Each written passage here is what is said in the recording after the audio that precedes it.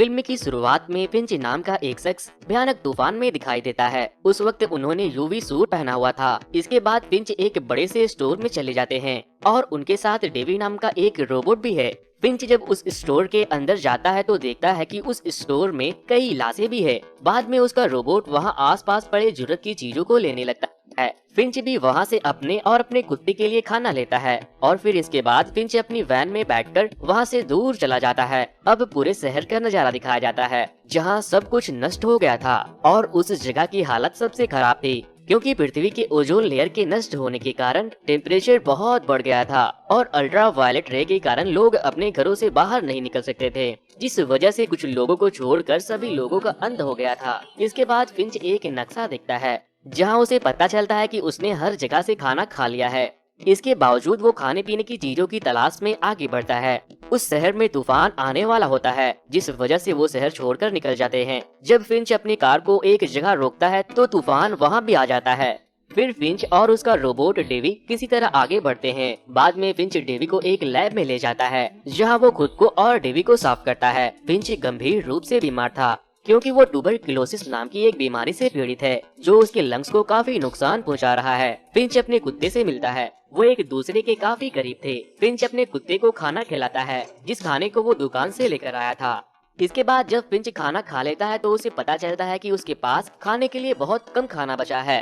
Finch एक robot बना रहा है। इसके बाद फिंच रात में एक किताब पढ़ता है, तब उसे पता चलता है कि रेडिएशन अपने आखिरी लेवल पर पहुंच गया है। फिंच अपने कुत्ते को देखकर बहुत उदास हो जाता है। वो सोचता है कि मेरे मरने के बाद इसका क्या होगा। जब वो रोबोट का निर्माण करता है तो उसे कैमरे की जरूरत होती है। फिर वो डेवी के कैमरे को उस नए रोबोट में फिट कर देता है। फिंच जब उस नए रोबोट की जांच करता है तो वो बहुत खुश होता है। वो अपने कुत्ते से कहता है तुम्हें अपना नया दोस्त मिलने वाला है। इसके अलावा फिंच उसे बोलना सिखाता है। फिंच उसे पूछता है मुझे अपने बारे में कुछ बताओ। इस पर रोबोट जवाब देता है रोबोट इंसानों को नुकसान नहीं पहुँचाते, वो इंसानों का ख्याल रखते हैं। फिर वो रोबोट फिंच से कहता है मुझे इस तरह से डिजाइन किया गया है कि मैं इंसानों। फिंच उसे कहता है मेरा कुत्ता मेरे लिए मेरे जान से बढ़कर है, मेरे मर जाने के बाद तुम्हें इसका ख्याल रखना होगा। अब फिंच देखता है कि बाहर तूफान आ रहा है। इसके बाद जब फिंच रोबोट के पास आता है तो रोबोट उसे कहता है कि एक भयानक तूफान आने वाला है और वो तूफान 24 घंटे के अंदर हमारे पास आ जाएगा और हम इससे नहीं बच पाएंगे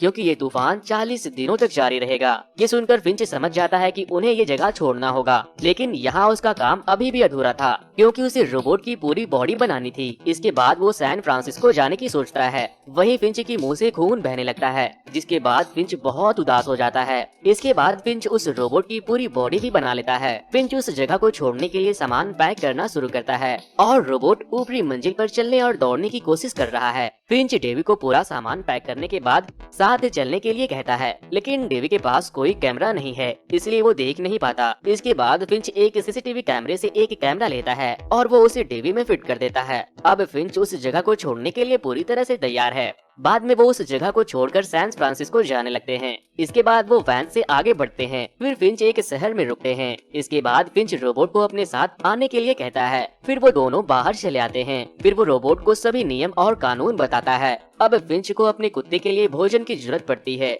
बाद में फिंच को एक सिनेमा हॉल दिखाई देता है। फिर फिंच अपने रोबोट से सिनेमा हॉल का दरवाजा खोलने के लिए कहता है। फिर वो रोबोट आसानी से उस दरवाजे को तोड़ देता है। अंदर जाकर फिंच को वहाँ से खाने का कुछ सामान मिलता है, इसलिए वो दोनों बाहर आते हैं। वो लोहे पर कुछ पॉपकॉर्न डालते हैं। वो पॉपकॉर्न टेम्परेचर ज्यादा होने के कारण पक जाता है।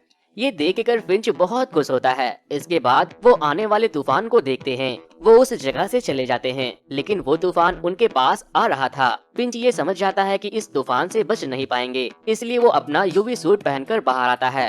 फिर फिंच और उसका रोबोट वैन के चारों तरफ बड़े बड़े कीले लगाते हैं और उस कीले से अपने वैन को बांध देते हैं। कुछ समय बाद फिंच की वैन उस तूफान से घिर जाती है। उसका वैन ऊपर की तरफ उठने लगता है जिससे सारे कीले निकलने लगते हैं। अब बस एक ही कीला रह गया है, लेकिन वो अभी भी वहीं अटका हुआ था। तूफान रुकते ही बस अपनी जगह पर वापस आ जाता है। वो सभी सुरक्षित हैं और उन्हें कोई नुकसान नहीं हुआ है। इसके बाद फिंच और वो रोबोट बाहर आ जाते हैं। तभी फिंच देखता है कि सारे कीले निकल गए थे, सिर्फ उसके रोबोट के द्वारा लगाए गए कीले रह गए थे। इसलिए वो उस रोबोट से कहता है गुड जॉब। इसके बाद फिंच देखता है कि उसका एक टायर पंचर है, लेकिन उसके पास टायर बदलने के लिए कोई जैक नहीं है। फिंच अपने रोबोट से कहता है कि हम जैक के बिना टायर ठीक नहीं कर सकते। फिर वो रोबोट उस वैन को उठा लेता है, जिसके बाद फिंच उस टायर को ठीक कर देता है। अब फिंच रोबोट की खूब तारीफ करते हुए उससे कहता है कि तुम अच्छे जैक हो सकते हो, और कहता है कि आज से तुम्हारा नाम जैक है। अब रोबोट कहता है कि नहीं, मैं अपना नाम विलियम शेक्सपियर रखना चाहता हूँ। फिंच कहता है नहीं, ये एक लंबा नाम है। बाद में वो उस रोबोट का नाम जेफ रख देता है। फिर जेफ वैन के आगे की सीट पर फिंच के साथ बैठता है। इसके बाद वो दोनों गोल्डन ब्रिज की ओर बढ़ने लगते हैं। इसके बाद रास्ते में फिंच एक रेस्तरां के पास रुक जाता है, जहां फिंच अपने कुत्ते को जेफ के पास छोड़कर बाहर जाता है। फिंच की हालत काफी बिगड़ती जा रही थी। फिंच अपने कुत्ते को लेने के लिए आता है, क्योंकि वो बाहर से अपने कुत्ते की भौंकने की आवाज सुनता है। लेकिन फिंच जेफ को बस में बैठने के लिए कहता है। इसके बाद जेफ वैन को चलाने की कोशिश करता है। तभी फिंच बाहर की तरफ भागता है और देखता है कि जेफ ने एक कार को टक्कर मार दिया है। फिंच उसे बाहर आने को कहता है। वो वैन तक नहीं जा सकता क्योंकि सूरज की रोशनी थी और उसने अपना यूवी सूट नहीं पहन रखा था। फिर जेफ बाहर आ जाता है, जिसके बाद फिंच अपने हाथों को धूप में रखता है, जिस वजह से उसका हाथ जल जाता है। और अब वो जेफ से कहता है, मेरा कुत्ता और मैं अगर हम दोनों थोड़ी देर के लिए भी धूप में निकलते हैं तो जलकर राख हो जाएंगे। फिंच यहाँ पर जेफ के ऊपर अपना गुस्सा दिखाता है, ये कहते हुए कि मैंने तुम्हें केवल एक काम सौंपा था, वो भी तुमने नहीं किया। इसके बाद वो लोग वहाँ से निकल जाते हैं। फिर वो लोग रात में एक ऐसी जगह पर रुक जाते हैं जहाँ आसमान उसे खूबसूरत लगता है। फिंच उसे बताता है ओजोन लेयर के गायब होने के बाद चीजें बदल गई है। जेफ उससे पूछता है, अगर दिन में कोई खतरा है तो हम रात के समय यात्रा क्यों नहीं कर सकते। फिंच इस पर बताता है कि इसका कारण है रास्ते में खतरा। हम रात को अल्ट्रावायलेट रेज से खुद को बचा सकते हैं, लेकिन हमें अभी भी इंसानों का खतरा है और हमें किसी इंसान पर भरोसा नहीं करना चाहिए। अब अगले दिन जेफ देखता है कि फिंच काफी बीमार है और उसे बहुत तेज बुखार भी है। इसे देखकर जेफ और उसका कुत्ता काफी उदास हो जाता है और फिर जेफ फिंच के सर पर भीगे कपड़े से पट्टी करता है, जिसके बाद फिंच की हालत धीरे धीरे ठीक होने लगती है। इसके बाद जेफ वैन चलाते हुए एक मॉल के पास पहुंच जाता है। यहाँ वो नोटिस करता है कि फिंच सो रहा है, तो वो यहाँ पिछले ह्यूमनाइड रोबोट को बाहर निकालता है और वो अपने साथ खाना लेने के लिए बाहर जाता है। बाद में वो एक मॉल में जाकर खाने की चीजें और फिंच के लिए दवाइयाँ को इकट्ठा करना शुरू कर देते हैं। दूसरी ओर फिंच बाहर देखता है तो डर जाता है और फिर यूवी सूट पहनकर मॉल में जाता है। डेवी भोजन का एक पैकेट देखता है और उसे लेने के लिए जाते ही वो नीचे गिर जाता है। उसकी आवाज सुनकर फिंच वहाँ पहुँचता है।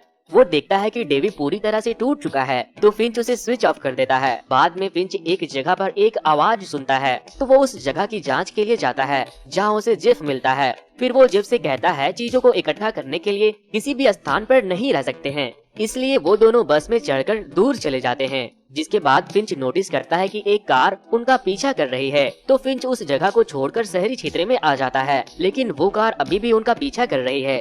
फिर फिंच जेफ को कार की स्पीड बढ़ाने को कहता है। कुछ दूर जाने के बाद सामने एक ब्रिज आ जाता है। जेफ फिंच से कहता है कि हम पुल के नीचे की ओर नहीं जा सकते, इसका हाइट बहुत कम है। लेकिन फिंच डर के मारे जेफ को आगे चलने को कहता है, जिस वजह से वैन का ऊपरी हिस्सा पूरी तरह से टूटकर फंस जाता है। फिर जेफ वैन से उतर जाता है और ये वैन को धक्का देकर पुल के नीचे की तरफ ले आते हैं। वो वास्तव में यहाँ छिपने के लिए आए थे। तभी दूसरी कार भी वहाँ ब्रिज के ऊपर आ जाती है, लेकिन फिंच की वैन उसे कहीं दिखाई नहीं देता और वो वहाँ से चला जाता है। फिर फिंच जेफ को एक कहानी बताता है जिसमें कुछ समय पहले ही ओजोन लेयर फटने लगी थी। लोग शुरू में सोचते थे कि सब ठीक हो जाएगा, तो वो छुप छुप कर घर में रहने लगे। लेकिन उनमें से ऐसे लोग भी थे जिन्हें पता था कि कुछ भी ठीक नहीं होने वाला है, इसलिए वो लोग समझदारी से चीजों को इकट्ठा करने लगे। उनमें से मैं भी एक था। फिंच बताता है कि जब मैं एक सुपरमार्केट से सामान इकट्ठा कर रहा था, मुझे वहाँ एक छोटी लड़की मिली थी। उस लड़की की माँ ने उसे बंदूक थमा दी थी और उसने उसे कहा था कि जो भी दिखे उसे गोली मार देना।